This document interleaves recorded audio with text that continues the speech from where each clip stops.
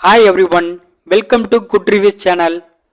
நாம் இன்னைக்கு school diary என்கிற மலையாள படத்தோட ரிவ்யூ தான் பார்க்க போகிறோம். இந்த படம் தமிழ் டப்பிங்கில் யூடியூப்பில் தந்தி ஒன்றில் அவைலபிளாக இருக்குது. இந்த படத்தோட கதை என்னன்னா, படத்தோட ஹீரோயினி ஒரு ஸ்கூலில் +2 படிச்சுட்டு இருக்காங்க. இவங்க எழுதின ஒரு கவிதை நியூஸ் பேப்பரில் வருது. அதுலேருந்து ஹீரோயினி ரொம்பவே ஒரு ஃபேமஸான ஸ்டூடெண்டாக ஆகிருந்தாங்க. அது மட்டும் இல்லாமல் அந்த கவிதையை 1ஆம் வகுப்பு பாட புத்தகத்துல வைக்கணும்னு ஹீரோனி ஆசைப்படுறாங்க. இந்த மாதிரி சமயத்துல ஹீரோனி படிக்கிற ஸ்கூல்ல ஸ்கூல் டைரிங்கிற ஒரு விஷயத்த ஆரம்பிக்கிறாங்க. அதாவது ஸ்கூல் ஸ்டூடெண்ட்ஸ் யாருக்காவது ஏதாவது பிரச்சனை ஏற்பட்டு அந்த பிரச்சனை அவங்களோட படிப்பு பாதிக்கிற மாதிரி இருந்தா அந்த விஷயத்த அந்த ஸ்கூல் டைரியில எழுதலாம்.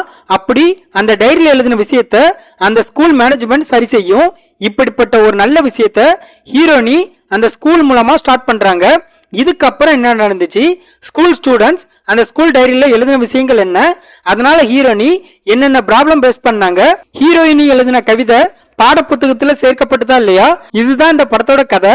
இந்த படத்தோட பிளஸ், படத்துல ஸ்கூல் டைரிங்கிற கான்செப்ட் மூலமா ஸ்கூல் ஸ்டூடெண்ட்ஸோட பிரச்சனைகளை தீர்த்து வைக்கிற சீன்ஸ்லாம் கொஞ்சம் நல்லா இருக்கு. படத்துல ஹீரோயினிக்கு ஒரு சம்பவம் நடக்கும். அந்த சம்பவத்துக்கு காரணம் யாருங்கிற சின்ன ட்விஸ்ட் ஓகேவா இருக்கு. தமிழ் டப்பிங் சூப்பரா பண்ணிருக்காங்க. பிஜிஎம், சினிமோட்டோகிராஃபி ரெண்டுமே ஓகேவா இருக்கு. இந்த படத்தோட மைனஸ், படம் ரொம்ப ஸ்லோவா இருக்கு. படத்துல நடிச்ச எல்லோரோட நடிப்புமே நாடகத்தன்மையா இருக்கு.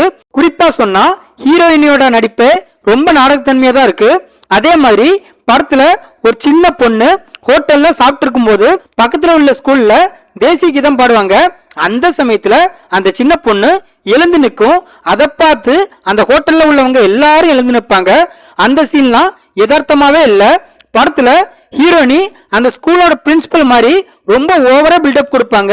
அதாவது அந்த ஸ்கூல்ல ஏதாவது ஒரு முடிவு எடுக்கணும் அப்படின்னா அதை ஹீரோயினி கிட்ட கேட்டுதான் முடிவு எடுப்பாங்க. அந்த சீன்லாம் கொஞ்சம் கூட சரியில்லை. படத்துல வில்லன் திருந்தி நல்லவனா மாறுற சீன்ஸ் எல்லாம் ரொம்ப கிரிஞ்சா இருக்கு. இந்த படத்தை ஹாஜா மொயினும் டைரக்ட் பண்ணிருக்காரு.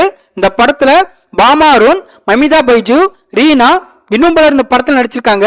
மொத்தத்துல இந்த படத்தை பார்க்கலாமா கேட்டா ஒரு பிலோ ஆவரேஜான டிராமா மூவி பார்க்க நினைக்கிறவங்க இந்த படத்தை பார்க்கலாம். இந்த படம் தமிழ் டப்பிங்ல யூடியூப்ல தந்தி ஒன்ல அவைலபிளா இருக்கு.